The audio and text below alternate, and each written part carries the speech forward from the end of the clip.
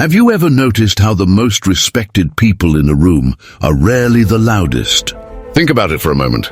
Picture that person in your life who commands instant respect the moment they speak. They don't raise their voice, they don't demand attention through volume or aggression, yet somehow everyone stops to listen. Their words carry weight not because of how they're delivered, but because of the profound wisdom and quiet confidence behind them. This is no accident. This is the power of Stoic communication, a timeless art that has been practiced by emperors, philosophers, and leaders throughout history. Today, I'm going to share with you 5 powerful phrases that will transform how others perceive and respect you. These aren't magic words or manipulation tactics. These are profound expressions rooted in Stoic philosophy that demonstrate strength, wisdom, and unshakable character. By the end of this video, you'll understand not just what to say, but why these phrases work on such a deep psychological level, and how they can fundamentally change your interactions with everyone around you. But before we dive into these transformative phrases, I need you to understand something crucial. Respect isn't something you can fake or force. It's not about memorizing lines or putting on an act. True respect comes from embodying the principles behind these words. The ancient Stoics understood this deeply. Marcus Aurelius, who ruled the Roman Empire at its peak, wrote in his private journal, "What we do now echoes in eternity." Every word you speak, every phrase you choose, is a reflection of your character.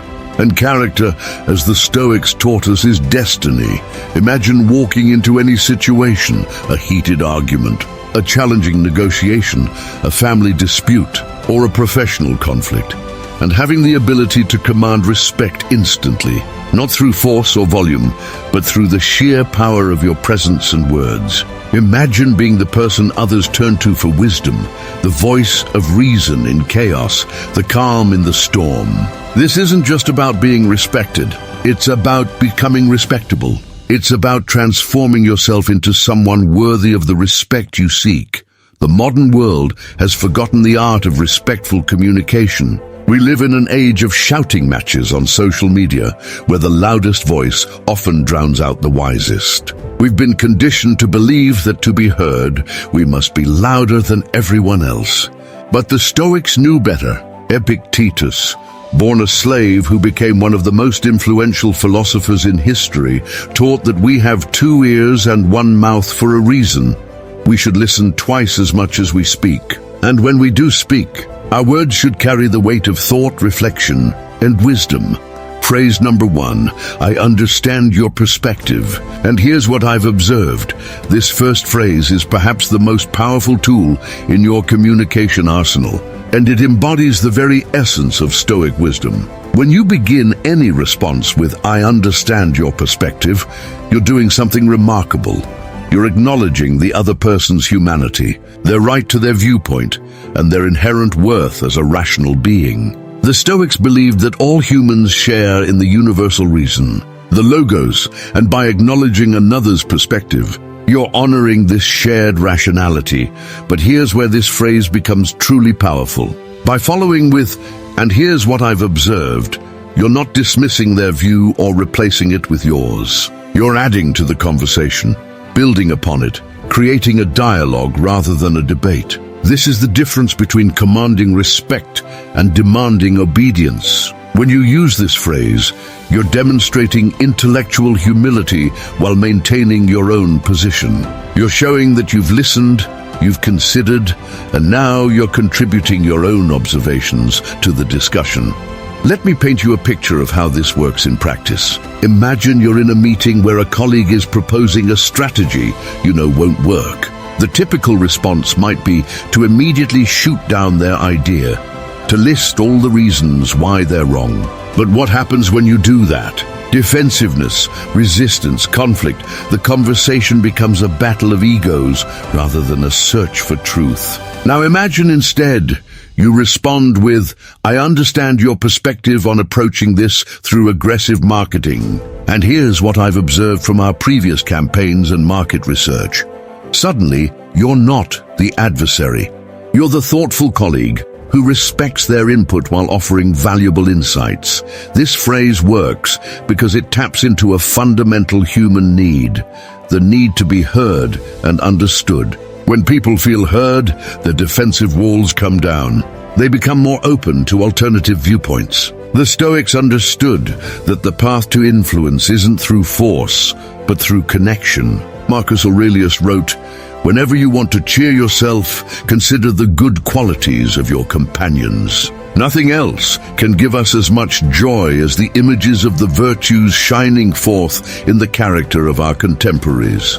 By acknowledging others' perspectives, we shine a light on their virtues, their capacity for reason, their worth as thinking beings. But there's a deeper layer to this phrase that many miss. When you say, "I understand your perspective," you're also practicing one of the core Stoic disciplines, the discipline of perception. You're training yourself to see situations from multiple angles, to consider different viewpoints, to expand your own understanding. This isn't just about appearing respectful, it's about becoming wiser. Every perspective you genuinely try to understand adds to your own wisdom, your own ability to navigate complex situations. The second part of the phrase, "Here's what I've observed," is equally crucial. Notice the word choice. Observed, not think or believe or feel.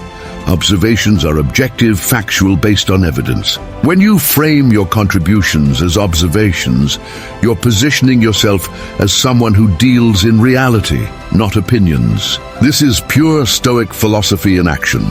The Stoics distinguished between what is up to us and what is not up to us. Observations about external reality fall into the category of things that simply are. They exist independently of our judgments about them. Consider how Seneca, the great Stoic philosopher and advisor to emperors, would approach disagreements. He didn't argue from emotion or ego. He presented observations, evidence, logical reasoning. He wrote, "Every new thing excites the mind, but a mind that seeks truth turns from the new and seeks the old." When you share what you've observed, you're not presenting newfangled opinions, but timeless truths gleaned from careful observation. This phrase also demonstrates another crucial Stoic virtue: courage. It takes courage to acknowledge another's perspective when you disagree with it. It takes courage to stand in the space between agreement and disagreement, to hold multiple viewpoints in your mind simultaneously. Most people lack this courage. They rush to judgment, to taking sides, to defending their position at all costs. But when you use this phrase authentically, you're showing that you have the courage to consider other views without losing yourself, to respect others without sacrificing your own truth. Phrase number 2. Let me take responsibility for my part in this. Nothing commands respect quite like the willingness to take responsibility. In a world where everyone is quick to blame others, where finger-pointing has become an art form, the person who steps forward and owns their part in any situation immediately stands apart. This phrase is the embodiment of the Stoic principle of personal accountability, and it's one of the most powerful tools for earning genuine respect. The Stoics believed that the only thing truly under our control is our own thoughts, decisions, and actions. Everything else, other people's behavior, external circumstances, outcomes, these are beyond our direct control. When you say, "Let me take responsibility for my part in this," you're demonstrating mastery over the only domain that truly matters, yourself. You're showing that you understand the fundamental Stoic dichotomy of control, and you're mature enough to focus on what you can actually influence. But here's what makes this phrase truly transformative. It completely changes the dynamic of any conflict or problem. When someone expects defensiveness and receives accountability instead, it's like psychological judo. You use the energy of the conflict to create resolution. The other person, prepared for battle, suddenly finds there's no enemy to fight. Their own defensiveness melts away, and often they begin to examine their own role in the situation. I want you to think about the last time someone genuinely took responsibility in front of you without excuses, without deflection, without trying to minimize their role. How did it make you feel about that person? If you're like most people, your respect for them increased dramatically. Why? Because taking responsibility is an act of strength, not weakness. It shows that you're secure enough in yourself to admit imperfection, confident enough to face consequences, and wise enough to learn from mistakes. Marcus Aurelius, writing in his personal journal that would later become Meditations, constantly reminded himself of his own responsibilities and failings.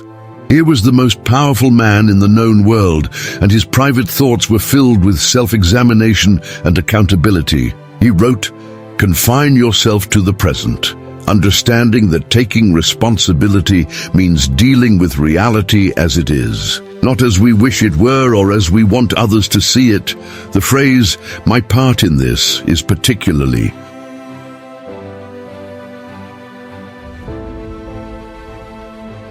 important. You're not taking responsibility for everything. That would be martyrdom, not wisdom. You're taking responsibility for your part, acknowledging that most situations involve multiple actors and factors. This shows sophisticated thinking, an ability to parse complex situations and identify your specific contribution. It demonstrates that you're neither avoiding responsibility nor trying to be a hero by taking all the blame.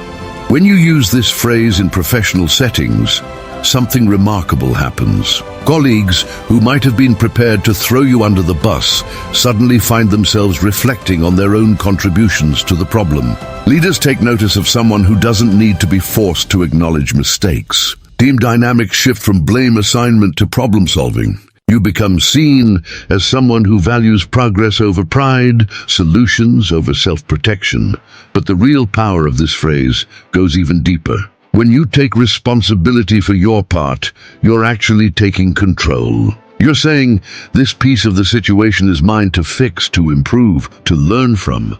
You're not a victim of circumstances. You're an active agent in your own life. This is the essence of Stoic philosophy. The recognition that our power lies not in controlling external events, but in controlling our responses to them. Epictetus, who spent the first part of his life as a slave, understood this better than anyone. He taught that we become enslaved when we blame others for our problems, but we become free when we take responsibility for our own thoughts and actions. He said, "It's not things themselves that disturb us, but our judgments about those things." When you take responsibility for your part, you're taking control of your judgments, your responses, your growth.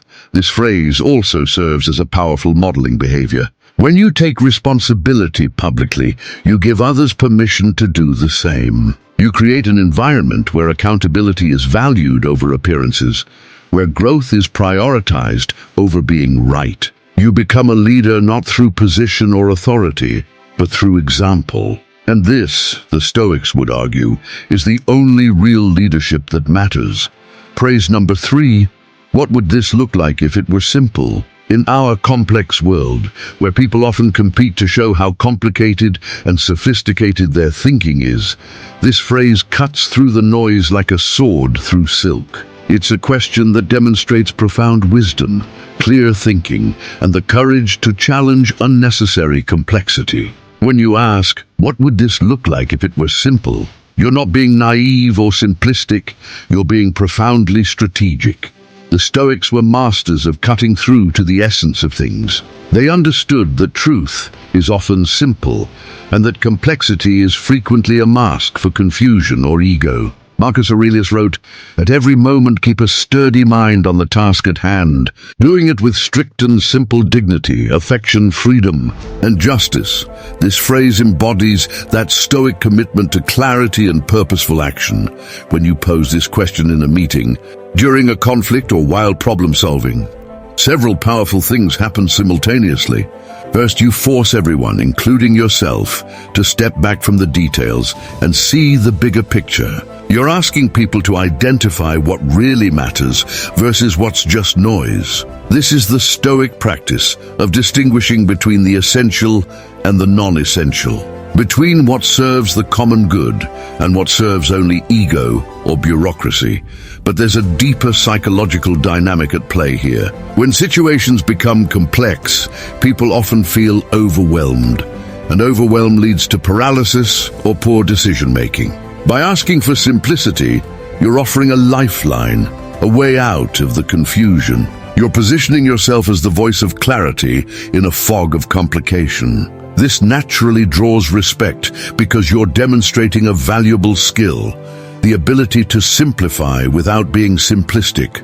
Think about the great leaders and thinkers throughout history. Einstein sought elegant, simple equations to explain the universe. Steve Jobs obsessed over simplicity in design. Warren Buffett invests based on simple, understandable principles. These individuals commanded enormous respect, not despite their commitment to simplicity, but because of it. They understood what the Stoics knew millennia ago, that the ability to make complex things simple is the highest form of sophistication. When you ask this question, you're also demonstrating intellectual courage. In many environments, especially professional ones, complexity is often used as a shield. People hide behind jargon, elaborate processes, and complicated explanations to avoid accountability or to seem more important. By asking for simplicity, you're gently calling out this behavior. You're saying, let's drop the pretense and get to what really matters. This takes courage, because you're potentially challenging established ways of thinking or protecting egos. The phrase also works because it's inherently collaborative. You're not saying this should be simple or you're making this too complicated. You're asking, what would this look like? It's an invitation to think together, to problem solve collaboratively. You're positioning yourself as someone who's interested in solutions, not in being right. This humility, paradoxically, increases your stature in the eyes of others. Seneca understood the power of simplicity when he wrote, "Every new thing excites the mind, but a mind that seeks truth turns from the new and seeks the old and tried." Simplicity is often about returning to fundamental principles, to what has been proven to work. When you ask for simplicity, you're asking for a return to first principles, to the foundational truths that often get obscured by layers of complexity. This phrase is particularly powerful in our modern context, where technology and globalization have made everything seem impossibly complex. When you're the person who can cut through that complexity, who can find the simple solution hidden within the complicated problem, you become invaluable. You become the person others turn to when they're overwhelmed, confused, or stuck. But perhaps the most powerful aspect of this phrase is what it reveals about your character. It shows that you're not impressed by complexity for its own sake. You're not intimidated by people who use big words or complicated frameworks. You have the confidence to ask for clarity, the wisdom to seek simplicity, and the intelligence to know that the best solutions are often the simplest ones. This is exactly what Marcus Aurelius meant when he wrote, "The impediment to action advances action. What stands in the way becomes the way." By questioning complexity, you're removing impediments and clearing the path forward. Praise number 4. I need time to think about this properly. In a world that demands instant responses, instant reactions, instant everything, this phrase is revolutionary. It's a declaration of intellectual independence, a refusal to be rushed into poor decisions, and a demonstration of the wisdom to know that good judgment requires time and reflection. When you say, "I need time to think about this properly," you're not showing weakness or indecision. You're displaying the kind of measured wisdom that the Stoics considered the highest virtue. The pressure to respond immediately is everywhere in our modern world. Text messages demand instant replies. Emails are expected to be answered within hours. In meetings, we're supposed to have immediate opinions on complex issues. But the Stoics knew that this rush to judgment is the enemy of wisdom. Seneca wrote, "Nothing, Lucilius, is ours, except time." When you claim your time to think, You're claiming ownership over the one thing that is truly yours.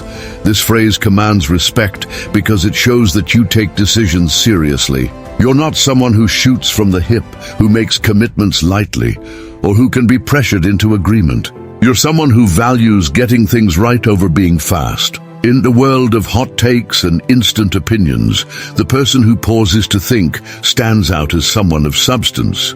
But there's something even deeper happening when you use this phrase. You're demonstrating what the Stoics called premeditatio malorum, the premeditation of evils or challenges. By taking time to think, you're able to consider potential outcomes, to weigh consequences, to anticipate problems. This isn't pessimism, it's wisdom. It's the recognition that decisions have ripple effects, and that considering these effects before acting is the mark of a thoughtful person.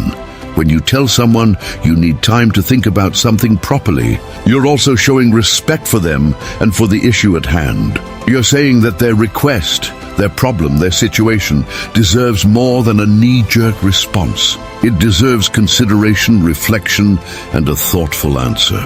This paradoxically increases the value of your eventual response. When you do give your answer, it carries more weight because everyone knows you've actually thought about it. Marcus Aurelius, despite the enormous pressures of running an empire, was known for his deliberation. He wrote, "Give yourself time to learn something new and good, and cease to be whirled around." This wasn't indecision, it was wisdom. He understood that the quality of our decisions determines the quality of our lives, and that rushed decisions are rarely good decisions. The phrase properly is crucial here. You're not just asking for time to think. You're asking for time to think properly. This implies standards, thoroughness, and a commitment to excellence. It shows that you have a process, a method for making decisions that goes beyond gut feelings or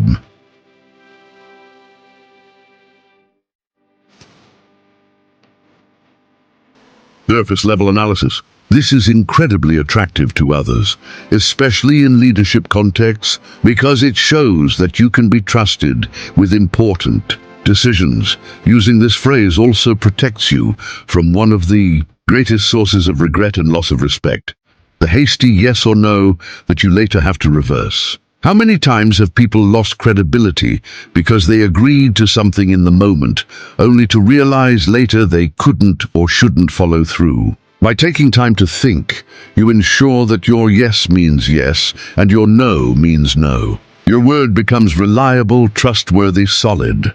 This phrase also serves as a powerful boundary-setting tool. In our people-pleasing culture, many of us struggle to say no directly. But saying you need time to think is a gentle way of creating space, of not immediately capitulating to pressure or manipulation. It's a way of maintaining your autonomy without creating conflict. The person making the request can't reasonably object to you wanting to think about something properly. To do so would reveal them as unreasonable or pushy. Epictetus taught that we should be like a rock against which the waves crash, unmoved by external pressures. When you insist on time to think, you're being that rock. You're showing that you have an internal compass, a set of principles and standards that guide your decisions, and that you won't be swayed by urgency, pressure, or the desire to please. The respect this phrase commands comes not just from the wisdom it demonstrates, but from the strength it reveals. It takes strength to resist the pressure for immediate response. It takes confidence to say, "I don't know yet, but I will think about it and get back to you." It takes self-awareness to know that your first reaction might not be your best reaction. These are the qualities of someone who has done the inner work, who has developed what the Stoics called practical wisdom or phronesis. Phrase number 5, here's what I can commit to. This final phrase is perhaps the most powerful demonstration of integrity and reliability you can offer. In a world full of vague promises, half-hearted commitments, and people who overpromise and underdeliver, the person who clearly states what they can commit to becomes a beacon of trustworthiness. This phrase embodies the Stoic virtue of justice, giving each person and situation what is due. no more and no less. When you say, here's what I can commit to, you're doing several remarkable things simultaneously. First, you're being radically honest about your capabilities, resources, and limitations. You're not trying to be a hero by promising more than you can deliver. You're not succumbing to the pressure to say yes to everything. You're demonstrating the wisdom to know your own boundaries and the courage to communicate them clearly. The Stoics understood that our word is our bond, and that nothing destroys character faster than broken promises. Seneca wrote, "Every duty which is bidden to wait returns with 7 fresh duties at its back." When you make commitments you can't keep, you don't just fail once. You create a cascade of failures, disappointments, and loss of trust. But when you clearly state what you can commit to and then follow through, you build a reputation of rock-solid reliability. This phrase is particularly powerful because it's proactive. You're not waiting to be asked for more than you can give and then having to say no. You're taking control of the conversation by clearly stating your boundaries up front. This demonstrates leadership, self-awareness, and respect for everyone involved. You're essentially saying, I respect you enough to be honest about what I can and cannot do, but there's an even deeper level to this phrase. When you state what you can commit to, you're also implicitly stating what you cannot commit to. This is the Stoic practice of the discipline of desire, knowing what to pursue and what to avoid. Marcus Aurelius constantly reminded himself not to desire more than he could handle, not to take on more than he could manage with excellence. He wrote, "At dawn, when you have trouble getting out of bed, tell yourself, I have to go to work as a human being. What do I have to complain of if I'm going to do what I was born for, the things I was brought into the world to do?" This phrase also demonstrates a sophisticated understanding of resource management, not just time and energy, but attention, focus, and emotional bandwidth. When you clearly state what you can commit to, you're showing that you understand these are finite resources that must be allocated wisely. This is exactly what Epictetus meant when he taught about the discipline of action. Acting with a reserve clause, always understanding that external factors might intervene. In professional contexts, this phrase is incredibly powerful. Leaders love team members who are clear about what they can deliver. Colleagues respect those who don't overcommit and then leave others scrambling. Clients appreciate service providers who set realistic expectations. By being the person who clearly states what they can commit to, you become known as someone whose word can be trusted, whose commitments are solid, whose yes means yes. The phrase also opens up productive dialogue. When you state what you can commit to, you're inviting discussion about priorities, resources, and alternatives. You're not shutting down the conversation with a flat no. You're offering what you can and allowing others to decide if that's sufficient or if adjustments need to be made. This collaborative approach earns respect because it shows you're solution-oriented while still maintaining your boundaries. Consider how this phrase transforms difficult conversations. Instead of the anxiety of overcommitting or the guilt of saying no, you have a clear, professional, respectful way to engage. You might say, here's what I can commit to. I can review the proposal by Friday and provide initial feedback. I can attend the first meeting to help set direction. I cannot commit to leading the entire project, but I can recommend someone who would be excellent for that role. This kind of clarity is refreshing in a world of ambiguity and uncertainty. The deeper transformation now that you understand these 5 powerful phrases, I want you to see the bigger picture, the profound transformation that happens when you begin incorporating them into your daily life. These aren't just communication techniques, they're gateways to a different way of being in the world. When you start using these phrases authentically, you begin to embody the Stoic virtues that have guided the wisest humans for over 2,000 years. Think about what happens when you consistently use these phrases. You become someone who acknowledges others' perspectives while maintaining your own truth. You take responsibility without being a victim. You seek simplicity in a complex world. You think before you speak or act. You make commitments you can keep. Do you see what kind of person this describes? This is someone of character, someone of substance, someone worthy of deep respect. But here's the crucial point that many miss. The respect you command through these phrases is actually a byproduct of something much more important, the respect you develop for yourself. When you live according to these principles, when you communicate with this level of integrity and wisdom, you can look at yourself in the mirror with genuine self-respect. And self-respect, the Stoics knew, is the foundation of all other forms of respect. Marcus Aurelius wrote his Meditations not for publication but for himself, as a way to remind himself of how to live with virtue and wisdom. He understood that the first person we must command respect from is ourselves. When we speak and act in alignment with our values, when we communicate with integrity and thoughtfulness, we build an unshakable foundation of self-respect that radiates outward to others. These phrases work because they align with fundamental psychological and social truths. Humans are wired to respect strength, but not the brittle strength of aggression or dominance. We respect the quiet strength of someone who knows themselves, who has boundaries, who thinks before they act, who keeps their word. These phrases demonstrate all of these qualities. Moreover, these phrases create what I call respectful space in conversations. They slow down the pace of interaction just enough for wisdom to enter. They transform confrontations into conversations, debates into dialogues, conflicts into collaborations. They create an atmosphere where the best ideas can emerge, where people feel safe to be vulnerable, where real problem-solving can occur. The neuroscience of respect let me share something fascinating about what happens in the brain when you use these phrases. Neuroscience research has shown that when people feel heard and respected, their amygdala, the brain's threat detection center, calms down. Their prefrontal cortex, the area responsible for higher-order thinking, becomes more active. In other words, these phrases literally help others think more clearly and respond more rationally.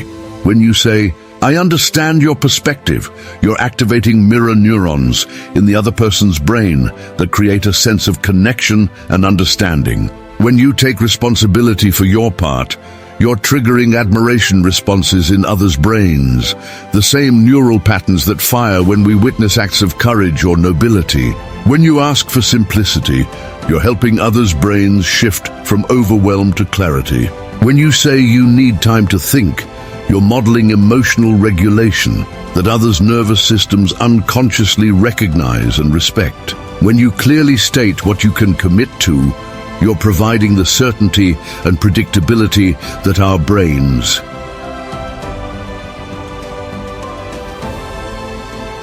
crave. This isn't manipulation. It's alignment with how humans are designed to interact. The Stoics didn't have neuroscience, but they understood human nature profoundly. They knew that we are social beings, that we are rational beings, and that we respond to virtue and wisdom when we encounter it. These phrases work because they're aligned with our deepest nature as human beings. The compound effect is something powerful to consider. Imagine the compound effect of using these phrases consistently over time. Each interaction where you demonstrate this level of wisdom and respect builds upon the last. Your reputation grows. People begin to seek you out for your counsel. You become known as someone who can be trusted in difficult situations, someone who brings clarity to confusion, someone who elevates every conversation they're part of. This is how ordinary people become extraordinary leaders, not through position or power, but through the consistent demonstration of character. The Stoics believed that virtue is its own reward, but the truth is that virtue also brings external rewards: respect, influence, opportunities, relationships. When you become someone who commands respect through wisdom rather than force, doors open that you didn't even know existed. But the most profound transformation happens internally. As you practice these phrases, as you embody these principles, you begin to change at a fundamental level. You become calmer in conflict because you know you have tools to handle it. You become more confident in challenging situations because you know you can maintain your integrity. You become less reactive and more responsive. You become, in short, more stoic in the truest sense of the word.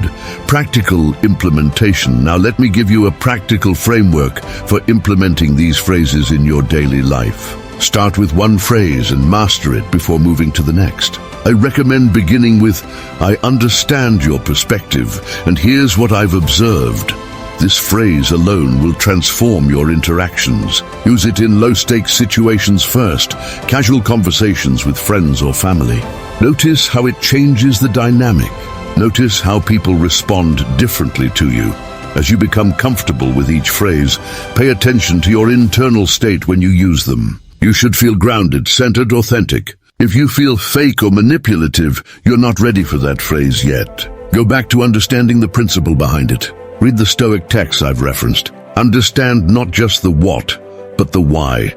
Remember that these phrases are most powerful when they're genuine. People have highly developed authenticity detectors. They know when someone is using techniques versus when someone is speaking from principle. The difference is in the intention and the follow-through. When you say you understand someone's perspective, you must actually try to understand it. When you say you'll take responsibility for your part, you must actually take it. When you ask for time to think, you must actually think. When you state what you can commit to, you must follow through. The challenges you'll face. I want to be honest with you about the challenges you'll face when you start using these phrases. First, some people won't know how to respond.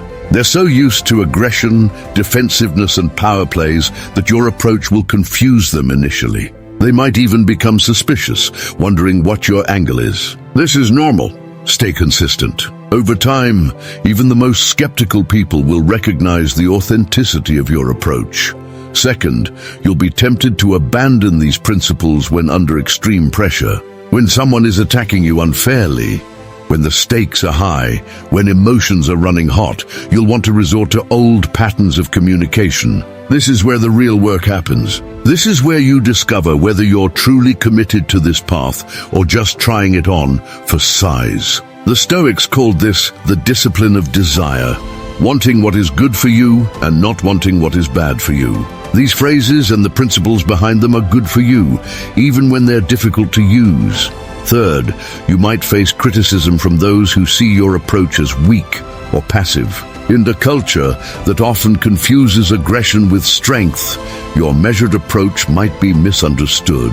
Remember what Marcus Aurelius wrote: how much trouble he avoids who does not look to see what his neighbor says or does or thinks, but only to what he does himself. Stay focused on your own practice, your own growth, your own integrity. The ripple effect, something beautiful happens when you consistently embody these principles. You begin to influence others, not through preaching, but through example. Your children learn a different way to handle conflict. Your colleagues begin to adopt your phrases and approaches. Your friends start coming to you for advice on handling difficult situations. You become a force for positive change in your community. Not through grand gestures, but through thousands of small interactions handled with wisdom and grace. This is what the Stoics called sympatheia, the universal connection between all things. When you elevate yourself, you elevate others. When you communicate with respect and wisdom, you create an environment where others can do the same. You become part of the solution to the crisis of communication and respect in our modern world. Think about the legacy you want to leave.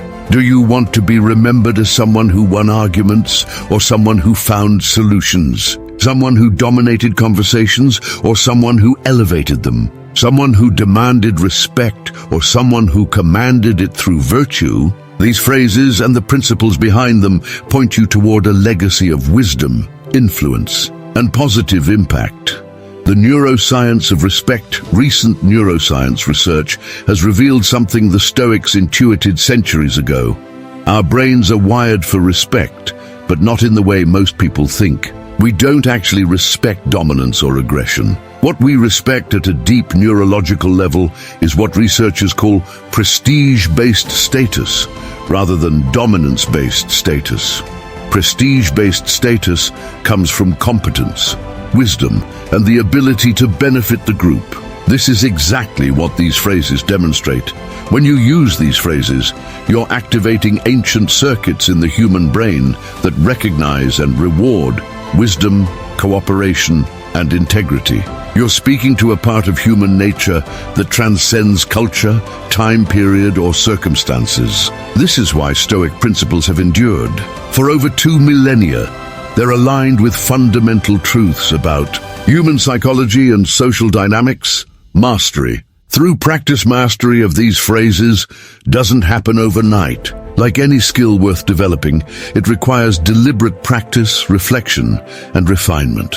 The Stoics had a practice called evening reflection, where they would review their day, examining where they lived up to their principles and where they fell short. I encourage you to adopt this practice, specifically focusing on your communication.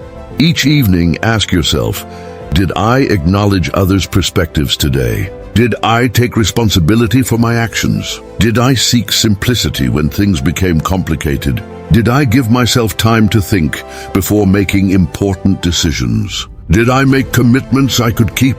Where did I succeed? Where can I improve? This kind of deliberate reflection accelerates your growth and helps you internalize these principles at a deep level.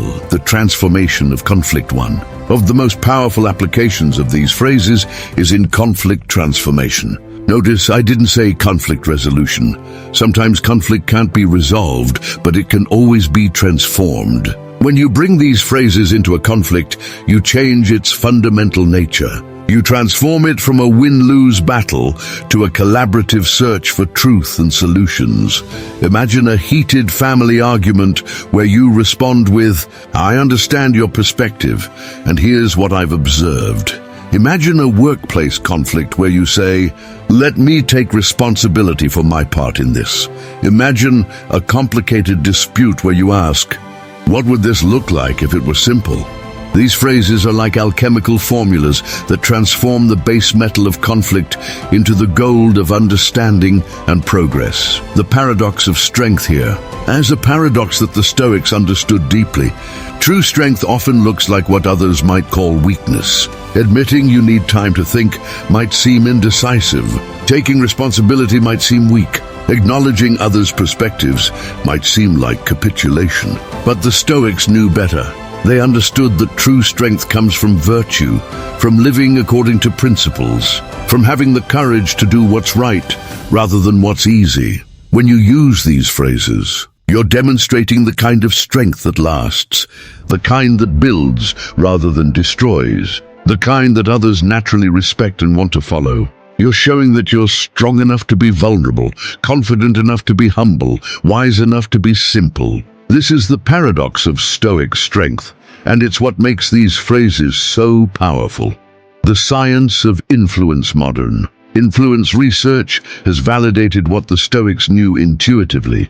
The most influential people are not those who push the hardest, but those who create psychological safety, demonstrate competence, and show genuine care for others. These phrases do all three. They create safety by acknowledging others and taking responsibility.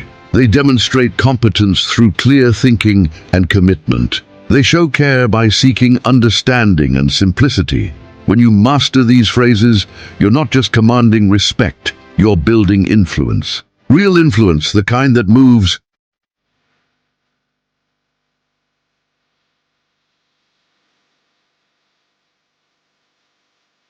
hearts and minds, the kind that creates lasting change, the kind that builds legacies. This is influence rooted not in manipulation or power plays, but in virtue and wisdom. Your journey forward as we near the end of our time together, I want to speak directly to you about your journey forward. You now have 5 powerful phrases that can transform how others perceive and respect you. But more importantly, you have the principles behind these phrases, the Stoic wisdom that has guided humanity's greatest thinkers and leaders for centuries. Your journey with these phrases will be unique. You'll find that some resonate more than others with your personality and circumstances. You'll discover your own variations and applications. you'll develop your own style of Stoic communication. This is as it should be. The Stoics never intended their philosophy to be followed rigidly, but to be adapted and applied according to individual wisdom and circumstances. Remember that respect is not your goal. Virtue is your goal. Respect is simply the natural consequence of living and communicating with virtue. When you focus on being respectable rather than being respected, you tap into a source of power that no external circumstances can take away. This is what Epictetus meant when he said, "Wealth consists not in having great possessions, but in having few wants." The wealth of respect comes not from demanding much from others, but from demanding much from yourself. The daily practice. Let me leave you with a daily practice that will help you embody these principles. Each morning, before you face the day's challenges and interactions, take 5 minutes to center yourself. Remind yourself of these 5 phrases. More importantly, remind yourself of the principles behind them: understanding, responsibility, simplicity, thoughtfulness, and integrity. Set an intention for the day. Perhaps today you'll focus on really understanding others' perspectives. Perhaps today you'll practice taking responsibility. Perhaps today you'll seek simplicity in all things. By setting daily intentions, you transform these phrases from things you say into ways you live. Throughout the day, when you find yourself in challenging interactions, pause. Take a breath. Remember that you have tools, that you have wisdom, that you have choices in how you respond. You don't have to react from emotion or ego. You can respond from principle and virtue. This pause, this moment of remembrance, is where your power lies. The invitation to greatness. I want to close with an invitation to greatness. Not the greatness of fame or fortune, but the greatness of character. The greatness that comes from living according to principles, from communicating with integrity, from building rather than destroying, from elevating rather than diminishing. When you use these 5 phrases authentically, when you embody the principles behind them, you join a lineage that stretches back through history. You join Marcus Aurelius in his tent on the Danube frontier, writing by candlelight about virtue and duty. You join Epictetus in his school, teaching former slaves and future emperors about freedom and dignity. You join Seneca in his letters, sharing wisdom that would outlive empires, but more importantly, you join the ranks of everyday people who have chosen to live differently, to communicate differently, to be different. People who have decided that respect earned through virtue is worth more than respect demanded through force. People who understand that true power comes not from controlling others, but from mastering oneself. The call to action. So here's my challenge to you, my call to action. Don't just watch this video and move on. Don't just nod along and forget. Take these phrases and make them yours. Practice them, live them. Let them transform you from the inside out. Start today. Start with your next conversation. Start with the next opportunity to demonstrate understanding, responsibility, simplicity, thoughtfulness, or integrity. If this message has resonated with you, if you feel called to this path of wisdom and virtue, then I invite you to join our community of modern Stoics. Subscribe to this channel not just for more content, but as a commitment to your own growth. Hit the notification bell as a reminder that you're on a journey of transformation. Like this video not just as appreciation, but as a declaration that you're ready to command respect through virtue rather than volume. Share this video with someone who needs to hear this message. Perhaps someone struggling with conflict, someone seeking respect in the wrong ways, someone ready for a different approach to communication. By sharing, you become part of the solution, part of the transformation our world so desperately needs. Comment below with which phrase resonates most with you and why. Share your experiences as you begin using these phrases. Ask questions about challenges you encounter. Engage with others on this journey. Remember, the Stoics believed in community, in learning from each other, in growing together. Your comment might be exactly what someone else needs to hear. The final wisdomers, Marcus Aurelius, wrote in the final book of his Meditations, "What brings no benefit to the hive brings none to the bee." When you elevate your communication, when you command respect through virtue, you benefit not just yourself, but everyone around you. You become a positive force in every interaction, every relationship, every community you're part of. The 5 phrases I've shared with you today are more than words. They're invitations to a different way of being. They're tools for transformation, keys to respect, pathways to influence. But most importantly, they're expressions of the virtue and wisdom that already exist within you, waiting to be awakened and expressed. Remember, I understand your perspective, and here's what I have observed: the phrase of understanding and contribution. Let me take responsibility for my part in this, the phrase of accountability and strength. What would this look like if it were simple? The phrase of clarity and wisdom. I need time to think about this properly. The phrase of thoughtfulness and boundaries. Here's what I can commit to: the phrase of integrity and reliability. These phrases have the power to transform your life, but only if you have the courage to use them, the persistence to practice them, and the integrity to mean them. The respect you seek is not somewhere out there to be grabbed or demanded. It's within you, waiting to be expressed through your words, your actions, your character.